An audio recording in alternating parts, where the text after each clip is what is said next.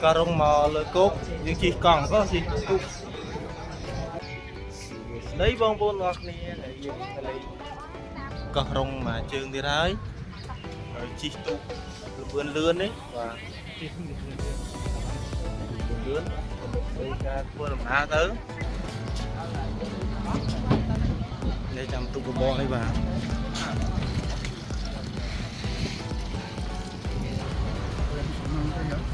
và dương coi cào đó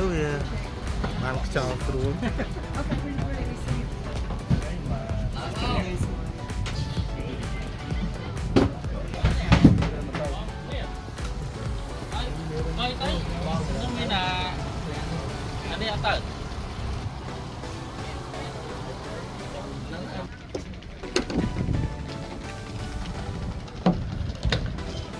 tìm tới bạn đi từ nào đó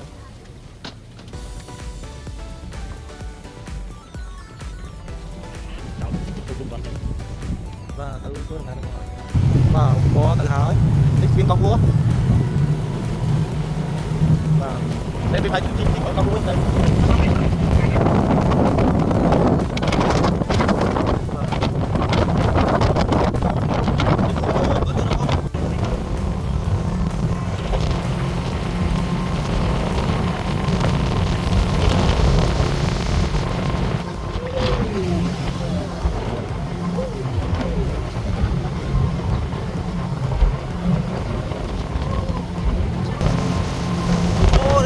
có cột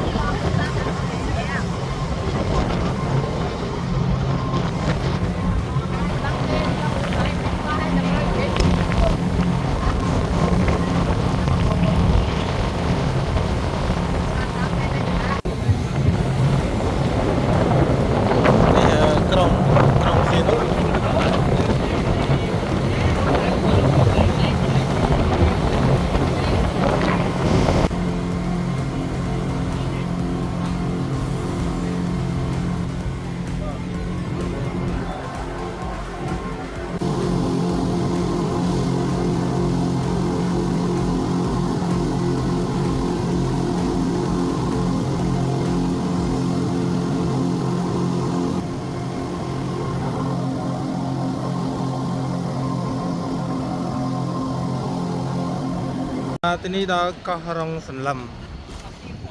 បាទផ្ទះទូទៅកន្លែងនេះមកផែកោះរងសន្លឹមដាក់ភ្ញៀវចូលយកភ្ញៀវទៅវិញ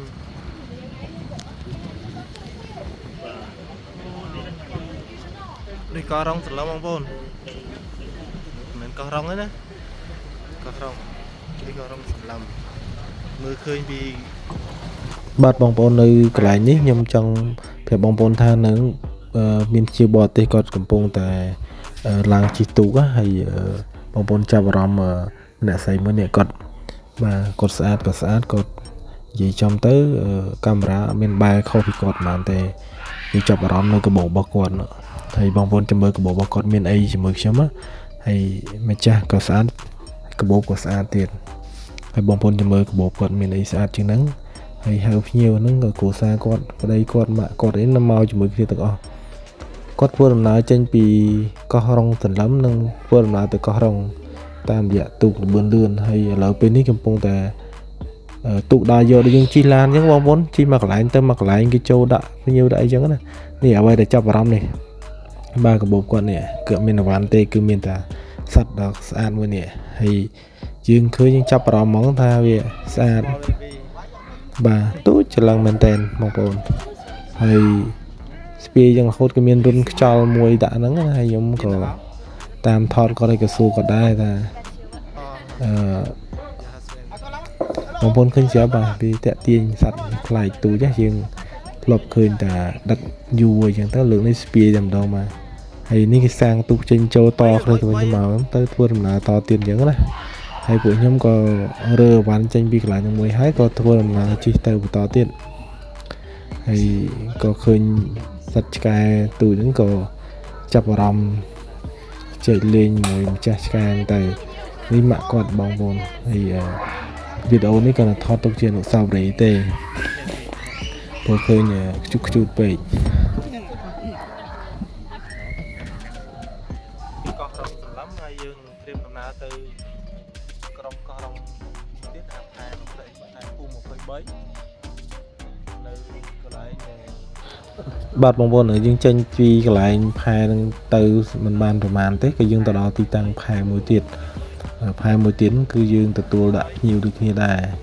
ហើយស្ថិតនៅទឹកដីកោះរងនៅទឹកគ្នាទេប៉ុន្តែវានៅកោះម្ខាងម្នាក់អញ្ចឹងទៅគេចូលយកភ្ញៀវតាមដំណាក់កាលទៅហើយភ្ញៀវដូចយើងជីចង់ដូចយើងទិញសវត្តឡានជិះតពីកន្លែងមួយទៅកន្លែងមួយមានភ្ញៀវអញ្ចឹងមិនគេចូលអញ្ចឹងទៅបើអត់មានភ្ញៀវទេគេអត់ចូលទេតនេះទៅហើយ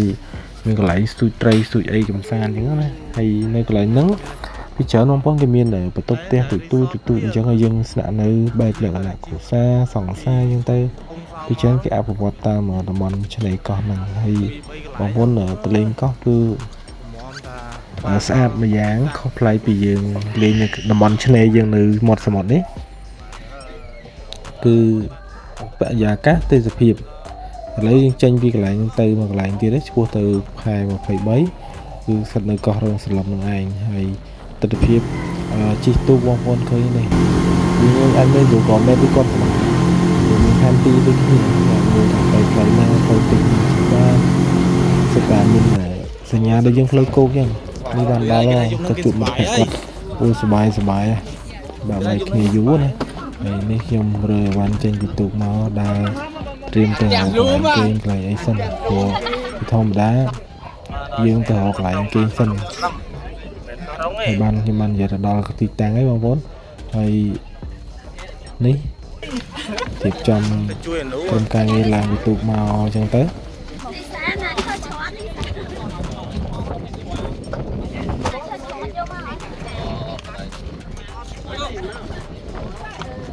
យើងជួយច្រត់មកហើយ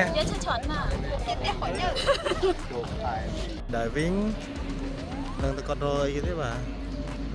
ក្តាមរមឹកអីចឹងទៅបងប្អូនលីទឹកមកកេះទុកផឹកល្ងាចអត់ទេអត់មានទឹកទេអត់ได้ផឹកទេនៅនេះទឹកថ្លៃគ្រប់សំដែរទៀតអានេះទៅដល់កន្លែងគេងមិនដឹងថានៅណាទេបាទនេះទល់មុខអាកន្លែងវិននេះដេកនេះបាទយើង check in នៅកន្លែងគេមួយសិន check in សិនបាទមិនដឹងដេកនឹងអីណាទេបាទ check in សិនបាទយើងដល់ហើយអង្គុយបាទនេះមានកន្លែង view ទេបងប្អូនអើយនេះចំកន្លែងហ្នឹងហ្មងនេះសមុទ្របាទ oh my god នេះនេះតុបគេងមកចូលតុបគេងណា204បាទចូលសិន wow មានមនុស្ស